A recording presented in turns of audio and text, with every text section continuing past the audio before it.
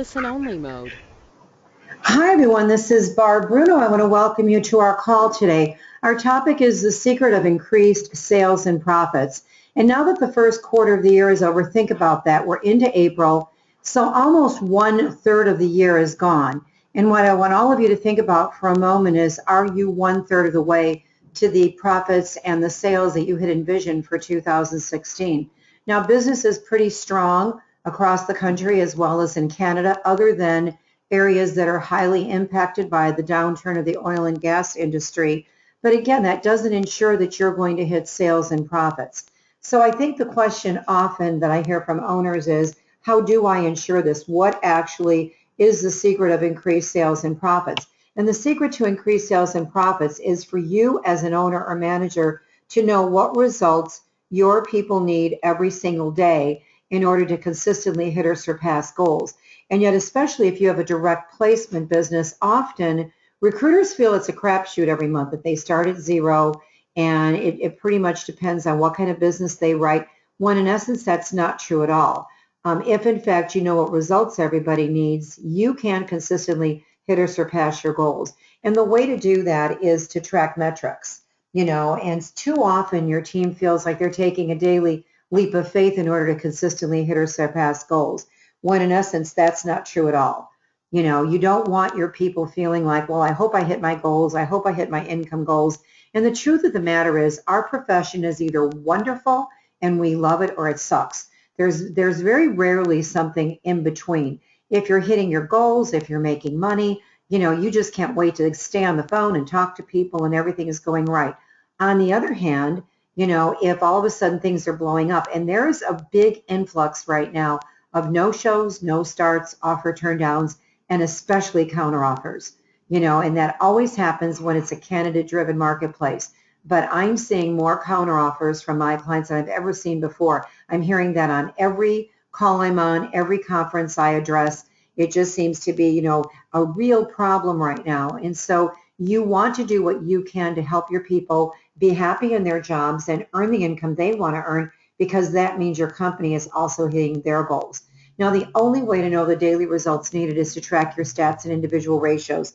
It's interesting. I was in Houston just a couple weeks ago at their awards banquet, and obviously Houston is an area that is heavily impacted by oil and gas. And it was interesting because the firms that had been tracking stats, all of a sudden they noticed their ratios going way up. And they were calling me months ago going, Barb, what's going on? And I said, well, think of what's going on with oil and gas. And they go, no, but our ratios are so off. And what happens, if a trend comes down the road, your ratios will start going up. You'll have to write more orders till you fill one. You'll have to make more calls till you write an order. You're going to have to book more send-outs till somebody's hired. All of a sudden, all the ratios start going high. And so what basically tracking ratios does is it protects you from ever getting blindsided. I'm all about protecting you, the owner and manager, because your life is on the line. You're the one that's meeting payroll. You're the one that is paying the bills. You're the one that is responsible for the, livelihood of all the people that work for you. But, more importantly, you're in business to make a profit, not provide jobs for the people that work for you. You've got to make sure that the people that work for you, that they understand what they need to do every day. And it's not about numbers of calls. Please don't, think that if you go out there and say you've got to make 100 phone calls a day, that ensures success, because it doesn't. 100 phone calls a day does not ensure success. Neither does 50 phone calls a day. It's what results do you need? If I know that I have to do 3 interviews a day, and that's my daily minimum standard, because I want to book 5 send-outs a week, and I have to interview 3 people, my interview to send-out ratio is 3 to 1, and I know that. Then I have to interview 3 people a day in order to hit my send-out ratio, because maybe my send-out to fill ratio is 5 to 1. So I want to make a deal every week. So it's really easy. If I want to make a deal every week, and it takes me to book, 5 send-outs. I have a 5 to 1 ratio on fill, send out to fill.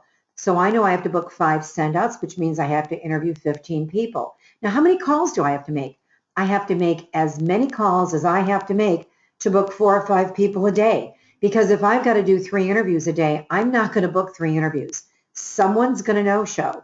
And so I'm going to book 4 or 5. And how many calls do I make? If you're really experienced, you don't make as many calls. If you're a new person, you got to make a ton of calls to make sure that you're doing 3 interviews a day, if in fact that's your number. See, once you know your number, then it's not about make more calls. And by the way, the answer to increase sales, if you have somebody that's struggling and you go up to them and say, make more calls, I want you to think about that a moment.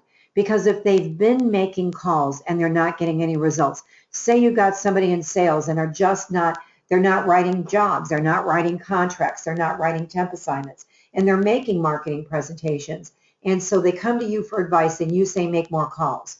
That's not really the advice, because if they're not making the right kind of call and they make more of those calls, they're going to get the same results.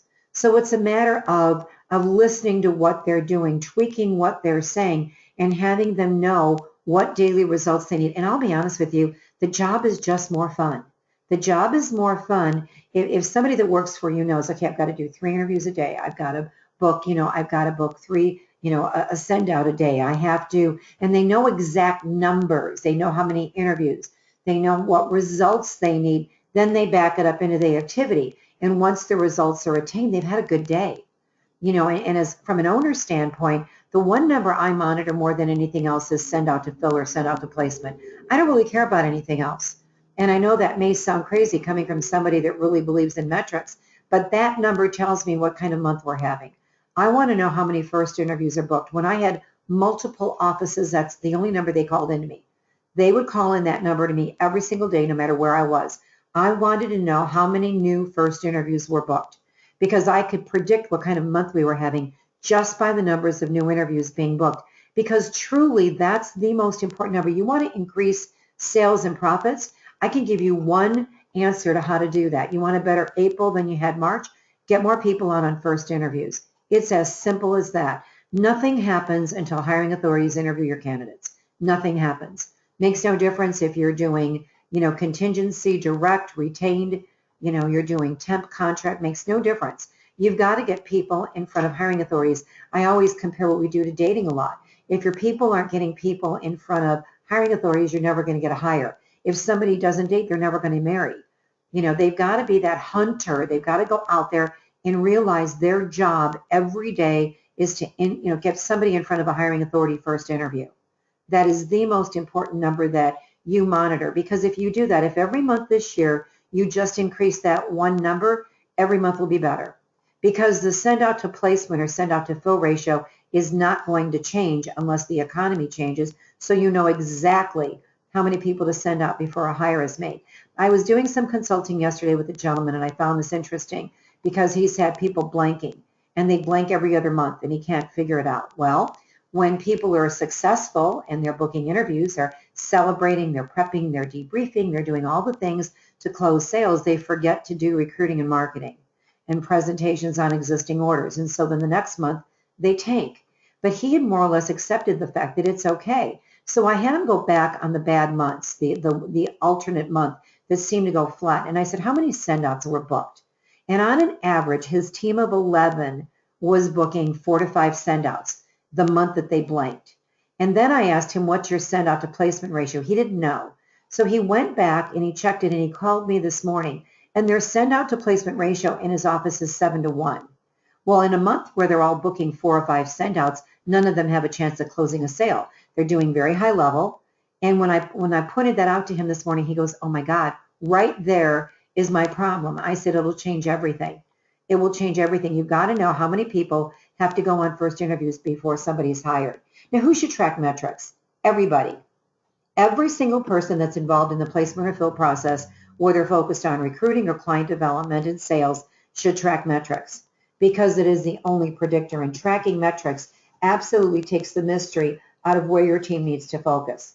Again, it's not about the numbers of calls, but rather the results achieved. And the results that everybody that works for you are going to be different.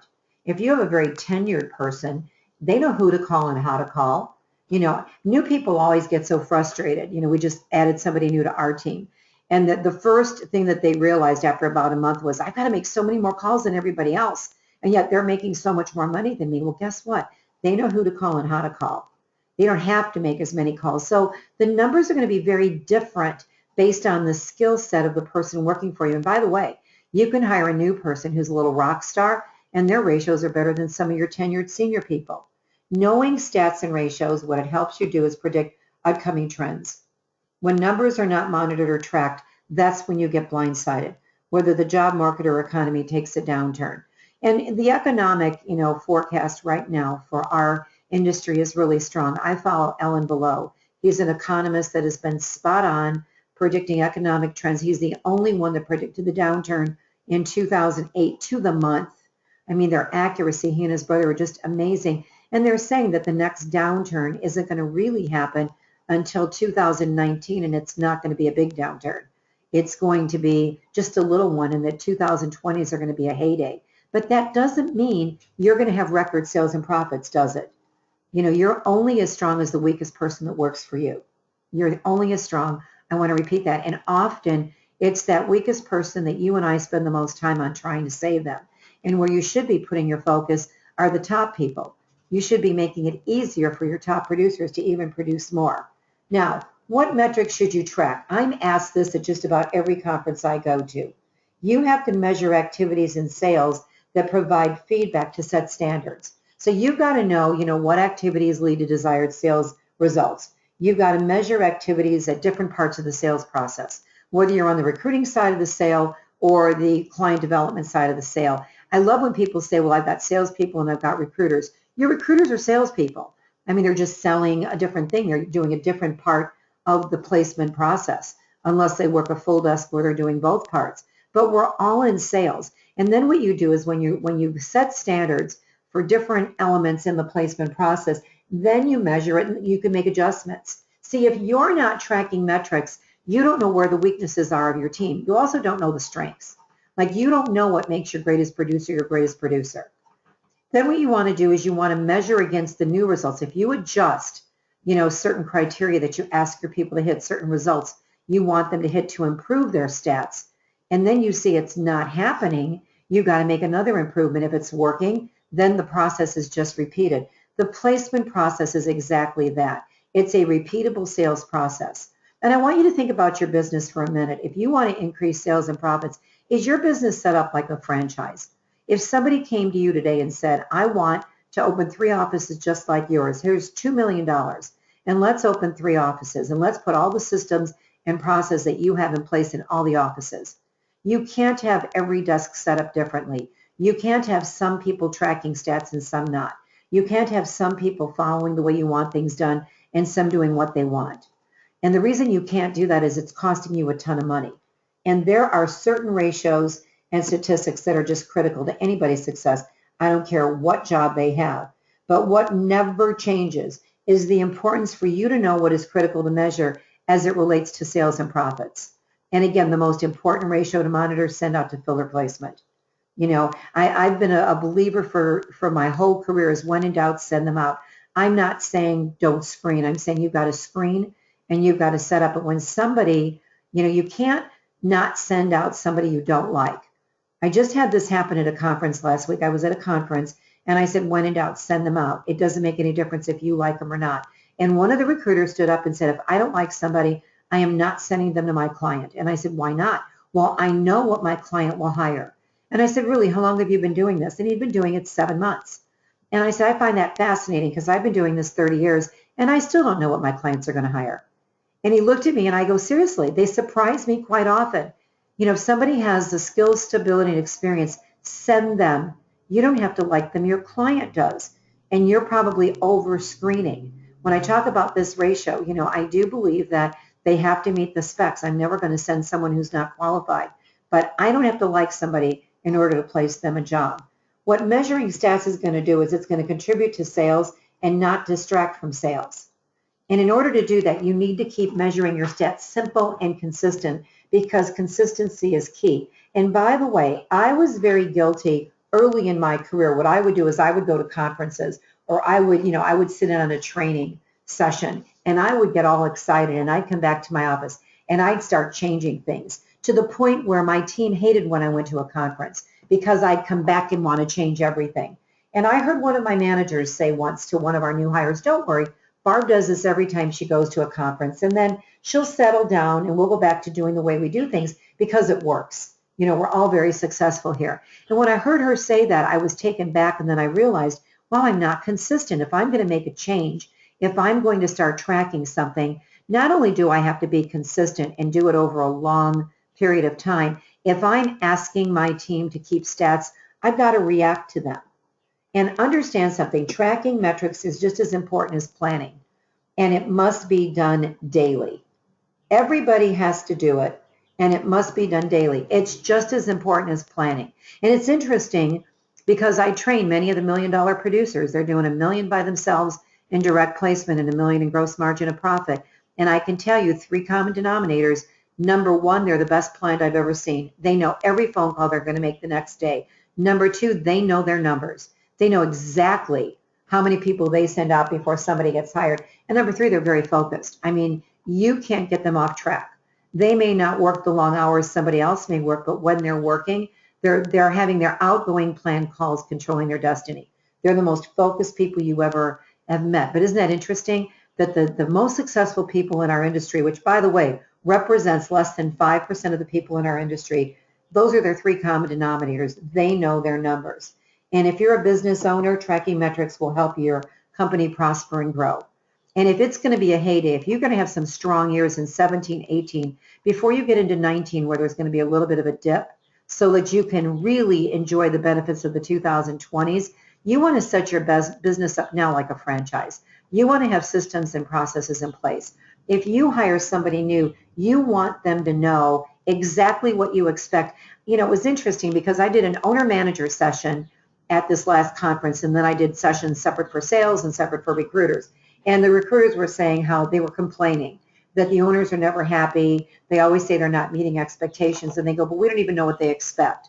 And then I get in the room with the owners and managers, and they're complaining the same way. Our team could produce more. Of course they could.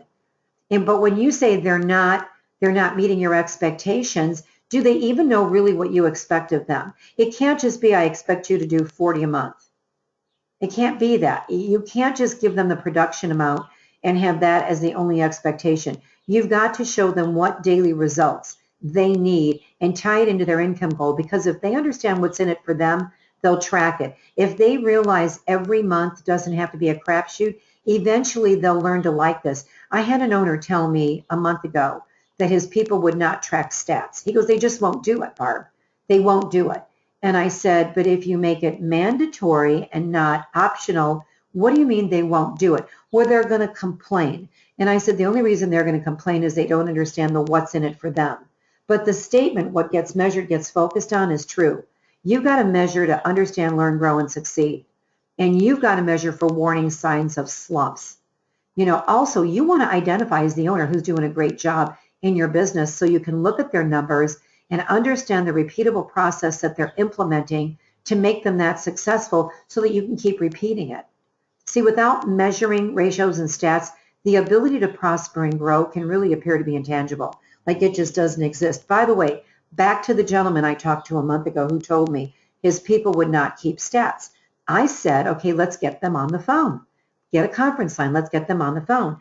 And I showed them how measuring would help them predict their incomes, how measuring would take the mystery out of what they had to do every day. And they've been tracking stats now for 2 weeks. It's a little over 2 weeks, so it's not a habit yet. They've only been doing it 10 working days, and I told the owner they got to do something 21 working days every day for it to become a new habit. But he talked to me just a few minutes before this call. In fact, I think he's on this call with us. And it was interesting because what he just said to me was, I can't believe they're all tracking their stats. They're doing it because they understand the what's in it for them, and I'm trying to show you the what's in it for you. Measuring provides a daily opportunity for feedback and gratification. You can tell people when they're doing things that are great, but in order to guarantee consistent attainment of goals, there's certain sales performance indicators within the placement process in our profession which must be tracked. Okay, now, where should you track them? How should you track them? I don't care where you track them. I don't care how you track them. All I want to tell you is that metrics need to be tracked in a format and location where you can review them. Because when your team realizes the what's in it for me and the benefits of tracking their numbers, you will get their buy-in. And I'm no different than you are. As an owner or manager, I don't want to be blindsided. The other tip I want to give all of you, that because I've got owners and managers on this call, is if you did not have the first quarter that you had envisioned, please don't erase those goals. Look at what you did, look at what you thought you were going to do and what you actually did, and take the balance, whatever it is for your office, and divide it by 9 and add it on the remaining 9 months of the year. Because the way the economy is going, you should be able to still hit those goals. Don't let your team give up their income goals, and don't you give up your profit and growth goals this early in the year. Almost 1/3 of the year is gone, but you've got 2/3 left that are predicted to be strong. And so I don't want you to give up goals. And every time you erase a goal, what you're telling your team is it wasn't really a goal. There's no accountability. So you've got to realize what you're doing when you erase goals. You're basically telling people they're not real. You've got to set a goal. And the other thing too is the goals that are set, if your people don't have their 10 non-negotiable goals with dated action items posted at their desk, I would suggest you get that done by the end of the month. Because people aren't going to do more, and they're not going to be more successful, and they're not going to hit their results standards unless they really understand the what's in it for me. If I produce more, what can that mean for me and the people I love? It happened at the last conference. It happens at every conference I go to. When I ask recruiters, you know that if you increase your stats by 10%, you'll increase your production by 25 to 30%. Do you know that? And they said, no, but that doesn't sound that hard. I go, it is, because it's 10% across the board. But by the way, everybody, that's the truth. If your people increase their stats by 10% across the board, 10% more interviews, 10% more send-outs, 10% more presentations, 10% more job orders, their income will go up by 25 or 30% because they know who to call and how to call now. And so just increasing their stats by 10% will increase their production and sales by 25 to 30%. So I shared that with the audience, and a recruiter got up, and I knew what would happen, and said, yeah, but if I do that, then my owner is going to expect it. And I go, would you explain? And he goes, well, if I produce more next month, then he's going to expect it the following month. And I said, but what does it do to change your life? What does it do for you and the people you love? If you increased your income by 50% this year, what would it do to your life? Because next to good health, money has the greatest impact on you, on me, on everybody that works for us. Because when you have money, you have choices. When you don't have money, you don't have choices. It's as simple as that. And people say, well, it's not that important. It really is. Next to good health, money has the greatest impact. Even if you've got a very philanthropic heart and you want to do things for other people, when you have more, you can do more. And so your team has to realize it. If they haven't written their goals, since we're already a third into the year, just have them write 6 goals. 6 non-negotiable goals in all areas of their life that they want to accomplish by the end of 2016, and then followed by 5 dated action items. What are the 5 steps they have to take to make the goal come true? Because that's where most people fall down. They don't put the action items. They write goals, they love them, and then they stick them in a desk drawer. These have to be hung up where they work. What are they trying to do in all areas of their life? Personal, philanthropic, spiritual, money, career, in any area that's important to them. If they do that and they're posted by their phone, when you tell them you're going to start tracking metrics because you want to be able to predict and show them what results they need every day, show them the what's in it for them, it's all on how you roll it out to them if they're going to track stats or not for you. If you don't know how or where to track stats, we have a simple solution called a sales performance indicator. And the only reason I created this was for the last 5 years, you've been asking over and over again how to track stats and ratios. And I've spent endless hours and endless webinars encouraging people to do this, but then they get off the phone and they don't know where to start. Okay. And I'm going to go through 3 quick slides right now that sort of shows you what you track. On the recruiting side of the sale, these are the stats you need to track. You need to have recruiting presentations hits, how many candidates are reactivated, interviewed candidates reactivated, send-outs of reactivated candidates, reference checks, placements, or fills. Now, if you don't track reactivated candidates as opposed to normal, just regular candidates, you only have to track 6 stats. That's it. That's it.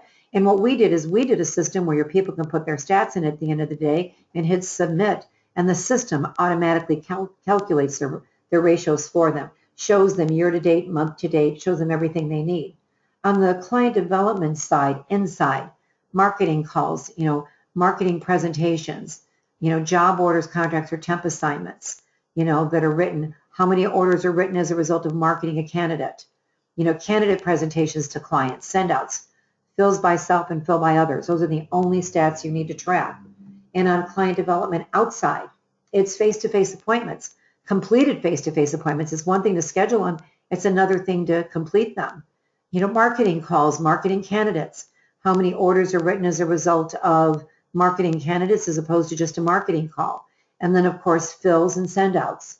So you can see there's not that many stats that you have to track. It's a matter of, how do people know what to track, and you've got to make this very easy. The other thing that my husband developed years ago was a 140-point system.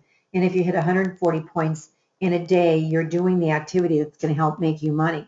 And the system automatically tells them how many points they have every day. And of course, they have to fill in, the direct production dollar amounts that they produced, or on temp and contract, what was the gross margin of profit that was produced daily. Those are the numbers you need.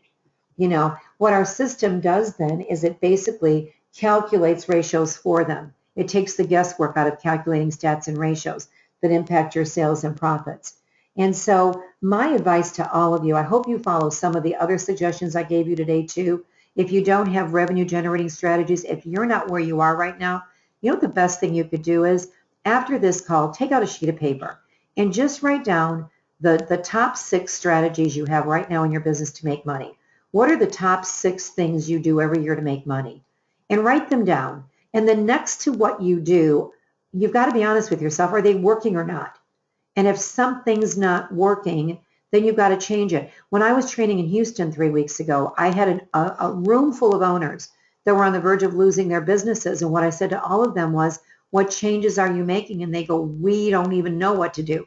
And I said, go to Austin, go to Dallas, start developing circles of influence in other cities. Those 2 cities are flourishing. Think about, other things that you can do besides the niche that you're currently in to keep your business fluid. And I showed them how to jumpstart a new niche. But write down 6 strategies that you're currently doing in your business and be honest, are they working or not? And if you say something's not working to generate revenue, is it not working, or are your people not focused in that area? Because remember, you get results where your people focused. And if you're doing things that are not working, the best thing you could do for your business every year is not write this long, convoluted business plan that you're never going to look at. Come up with 6 revenue generating strategies. So my challenge to all of you after this call is not only consider tracking metrics, but figure out what are the 6 revenue generating strategies that you're going to implement for the rest of this year. One could be, I'm going to increase send out totals every single month. That's going to be a big focus in my business. You do that one thing and you're going to increase sales if you increase send out totals. So I want you to really think about, what are you doing now? Because you've got to quit doing the things that are not making you money. If you want to increase sales and profits, and by the way, if you're just bankrolling people that are working for you and they're not making money, I don't know any of you that can afford to put an awning over someone's desk that says nonprofit. Everybody that works for you is either a profit center or a loss center. And unless you're going to adopt somebody or claim them as a dependent or declare them nonprofit, you can't afford to have people that are not making money work for you. You just can't afford it as an owner. You're jeopardizing your business. So if you want to increase your sales and profits, follow some of the ideas we've shared today. Track metrics, and if you don't know how to do it, you might consider our sales performance indicator.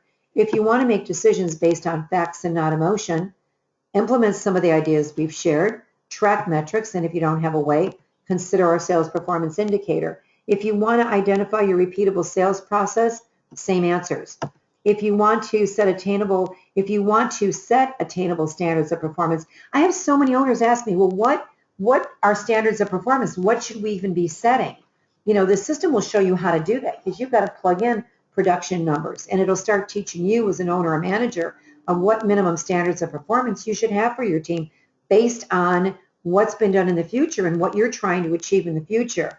If you want to accurately anticipate trends and not be blindsided, then you've got to track metrics. You've got to track metrics. There are a couple other reasons that I think that this would be a good investment for all of you, and that's that there is no setup fee, there is no annual contract, and it costs approximately 50 cents a day. I've priced this thing extremely reasonable. I don't have a contract. We're not even charging you to set you up in this. You know why? Because I realized the importance of doing this, and I wanted to come up with something that was sort of going to be a no-brainer for most of you. And Even if you don't use my system, I hope that as a result of this call, you're going to start tracking metrics. I don't care if you use a sales performance indicator. I created it to make it easy for you. And if you want to do this, I would love to have you as one of our clients. But what I really want you to do after this call is track metrics, track numbers. You're in a sales profession. Your business is a sales organization. If you go to a car salesman, they can give you their numbers. You go to an insurance salesman. You go to anybody selling any other product, they know their numbers. I go to recruiting conferences and I ask everybody in the room, how many of you know your ratios and your metrics? And I might have 5 people in a room put their hand up. And that has to stop. If we're going to grow and flourish, and if you're going to take advantage of what's going to happen in the future, which is all good for our businesses, by the way, then you've got to start tracking metrics today. If you want more information, you can call my office. If you'd like to just get more information and read about more, you can go to www.salesperformanceindicator.com. There's a ton of information on that, on that site. Now, what I want to do is answer your questions. You can ask me questions one of two ways. When you called in, I had you dial a number, put an access code, and a PIN number in. If you put all those numbers in, you can go to the attendee list, find your name, and click that little yellow hand, and I can unmute your lines and you and I can talk. Or you can go down below. I see we've got some question marks. If you go almost to the bottom of the control panel on the right, you see the word questions, and if you click on that, okay, it'll open a dialog box, and if you want to just, if you just want to, open that up, then you can open it up, and I'll be glad to answer any of your questions. Let's see. This is from Tim. Do you sell the metrics tool to the recruiting market? This is who I'm selling this to. I'm selling it to anybody. I'm only selling this particular program. I wrote this program for the staffing and recruiting businesses. And so my clients that have this tool do everything from IT contract to, professional placement. I mean, I actually created this metric tool for the staffing and recruiting profession. I have not done a metrics tool for corporations. I have had some phone calls from people asking me to give them something like this because in-house recruiters want something like this as well. But they don't have to go out and, make the marketing presentations because they've got the job order flow coming in from their hiring authorities. So the tool would have to be different. But right now, this tool is meant for the staffing and recruiting profession.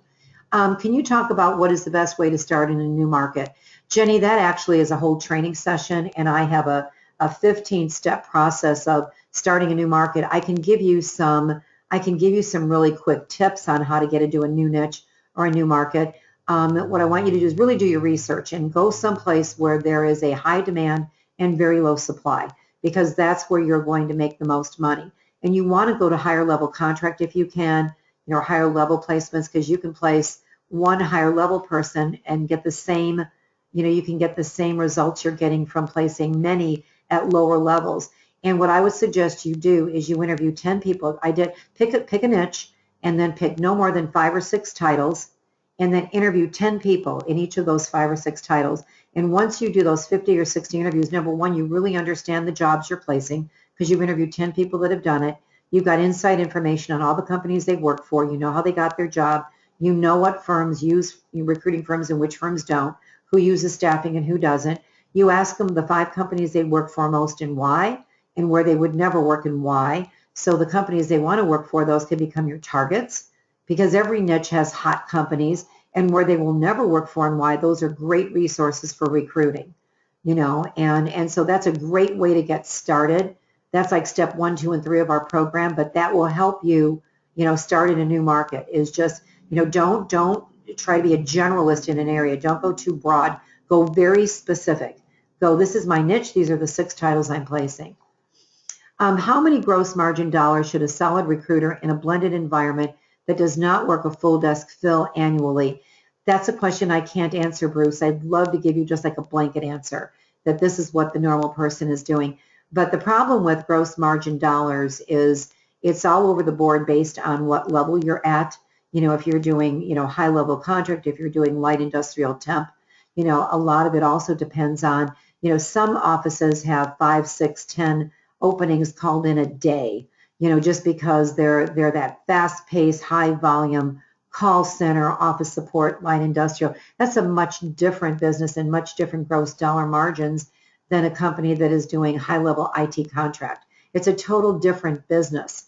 And so, and you're saying how many gross margin dollars should a solid recruiter in a blended environment go that does not work a full desk? So if you're saying that this is somebody who is just working, the contract side or the temporary side of the sale, what I would do, Bruce, is I would go back to, the individuals that have worked for you in your contract division and come up with an average. Do an average at first of what people have done, as far as gross margin of profit, and then go from there. Because, knowing the average gross margin, there is no such thing as, average. And I have access to so many surveys. And so when I look at these things, Bruce, and half the time you don't know people are telling the truth, and when they're reporting, well, this is what my people are doing, because there's nobody that's auditing all these surveys that come out, and so I think that it's really important that you look at your track record, your history, and try to come up with an average and start setting some minimum standards. Let's see, what is a benchmark for connects per day for marketing? It's interesting, Eric, because minimum standards that I always tell people is they should have 20 connects. They should talk to 20 new people a day.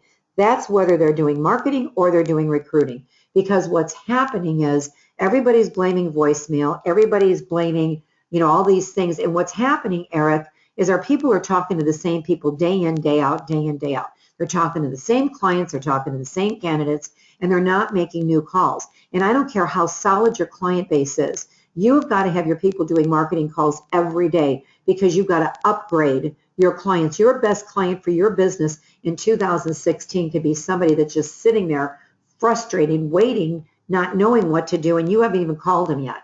And I think that has to be that carrot out there that every salesperson sees, is that your best client could be somebody you haven't called yet. So they've got to constantly be, doing that connecting. But I believe that people should be connecting with at least 20 people a day, and that's a combination of all their activity, whether they're on the client development side, marketing side, or on the recruiting side.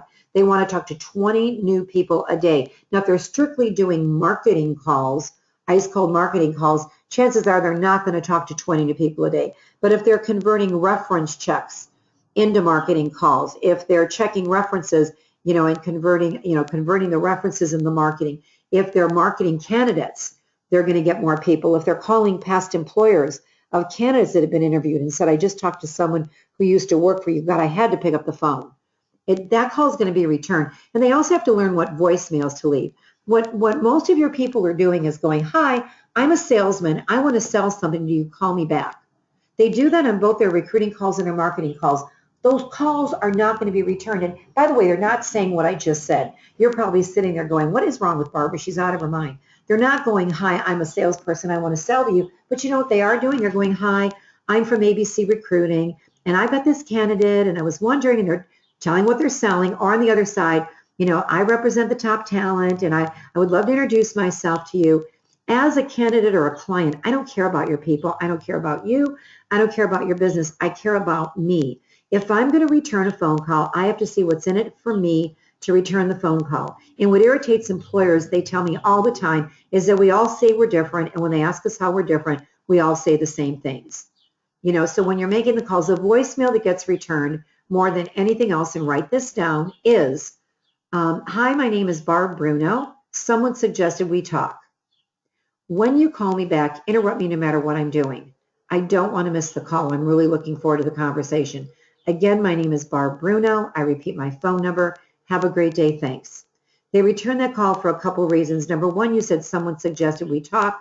They very rarely ask who suggested, and if they do, I will say one of two things. I'm actually in a confidential search for the person that gave me your name, but if I were ever to be able to represent you, I'd give you that same level of confidentiality. Or I'm out there continually asking people the best companies to work for.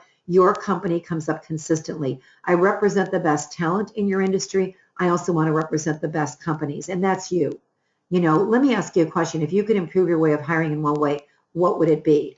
What is your greatest hiring challenge right now? When you look for the next 6 months, what's the toughest position for you to fill? Do you have a competitor you respect? And if I get somebody out of one of your competitors, would you want to hear from me? You can't say, do you have an opening? Do you use search firms? Can I be a backup to your current search firm? If they do say, I've got firms I'm using, I'm I'm totally satisfied. By the way, you've also got to teach your people to overcome objections. They're not good at it. I role play all the time when I'm out there training. And when they say we've got 4 or 5 people we use, they go, okay, rather than saying, what's funny? That's exactly what my clients said to me the first time I called them. My best clients said that exact same thing, and I earned my way to be their number 1 resource. I'd love the opportunity to do the same with you. What can I work on to show you results, to show you what I'm capable of doing? So, there's a number of things you have to do as an owner. The biggest thing is start tracking numbers, by far track numbers. The second thing is increase those send out totals. The third thing is really the first thing. It's just as important as tracking metrics. Review your revenue generating strategies for your businesses. So you're really thinking about that. Put your attention as owners and managers. We have 3 or 4 full-time jobs, and we can be busy all day long on stuff that is not generating revenues. And you got to think about best use of your time. What can you do to help increase the sales and profits of your company? That's where you have to put your attention as an owner or manager. Okay, let me see if there's any other questions. I answered all those. Let me see if anybody raised their hand. Let's see here. Nobody wants to talk to me. I see no hands raised. Not going to take that person. Oh, here's one, Bob. Okay, Bob, let me unmute your line. Bob, you're unmuted. What was your question? Bob with the last name of R. What is your question? You've got your hand up? Bob, I can't hear you. If you called in on a computer, you have to be on a phone in order for me to hear you.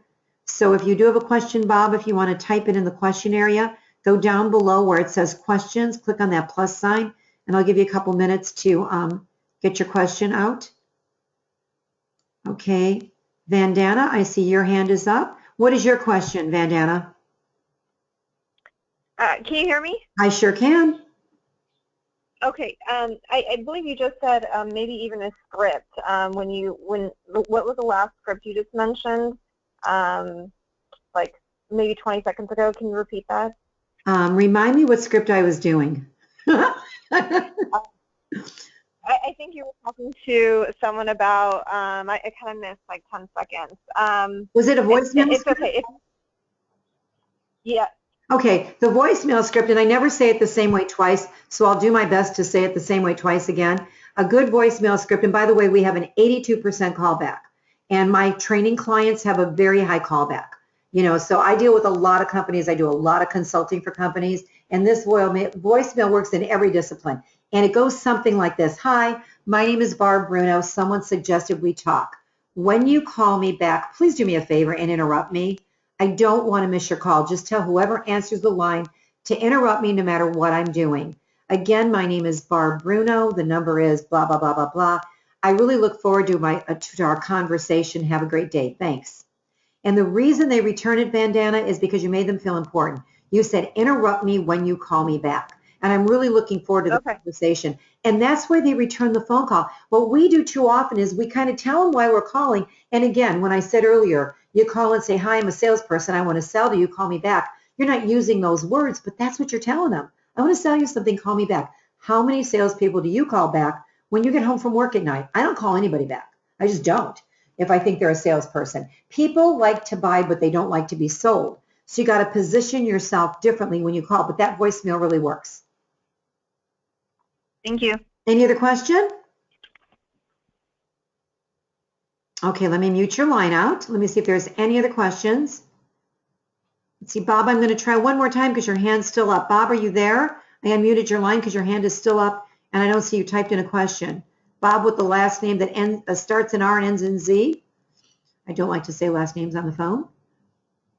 Okay, I can't hear you, Bob, so, and you didn't type in a question. If you think of any questions after this call, you can all reach me at support@staffingandrecruiting.com. So if you want to reach me, if you've got a question, if you've got, anything that you want to know about, just send me an email to support@staffingandrecruiting.com, and I'll be glad to answer any additional questions that you come up with. But, really, you're in business. We've got a great business here going. We just do. It's a great profession. There's such a need for what we do. But you deserve to live the lifestyle that you envision when you open your business. You deserve to build a business that's going to create the lifestyle that creates that wonderful legacy for yourself and your family. And that's why tracking metrics is just part of it. Christine, I see you raised your hand. Let me unmute you. Okay, Christine, you're unmuted. Did you have a question? Yes, I work in an independent office, and there is no one else to answer the phone other than me. So how would you change that voicemail to be effective? I wouldn't, because you don't want them to know it's only you. You wouldn't want them to know it's only you. So I would have 2 incoming lines. And if anything, what you might do, Christine, is even think about having an answering service that answers your phone lines for you. I have a lot of people that are doing that now. Just have an answering machine, or hire somebody that wants to work part-time, or even somebody that wants to work from home. And if they get a call that says interrupt Christine, they call you on the other line and they get you on the phone. So there's ways around it. Right, it's tough when you're alone, but I would do something to, you still want to leave that voicemail because it's the only one that has that high of a return. Okay? Any other questions? Thank you. You're welcome. You're welcome. Let's see. Bob's hand is still up, but I don't think he's there. Let me see if there's any other hands up. Vandana, I see your hand up again. Did you have another question, Vandana? No, no. Okay, let me take let me take my hand off. Okay. As long as I see that hand up, I'm thinking that somebody's got a question. So let me take that down. Let me see if there's any other. Okay, let me go back to the questions and see if anybody else has any other questions. I don't see any. Again, if you want to talk to me, you can call the number there. If you want to look at the sales performance indicator, it's $15 a month. That's it. No contract, no anything. And that's per user. But it will automatically track everything for you. It takes the mystery out of what we do. The URL is down on the bottom. If you want to send an email to me, send it to support@staffingandrecruiting.com. So I hope that all of you are having a really good first third of the year. You've got 2/3 of this year left where you can still hit those numbers that you basically set up at the beginning of the year. But again, owners and managers, think about revenue generating strategies that are going to make that happen. So I'm thrilled all of you joined me today. You will all be getting a recording of this call because you signed up. So I'll be getting this to all of you. And I appreciate you coming on this call and spending time with me. And I wish you endless success in this year. Thanks again. Have a great day. Bye-bye.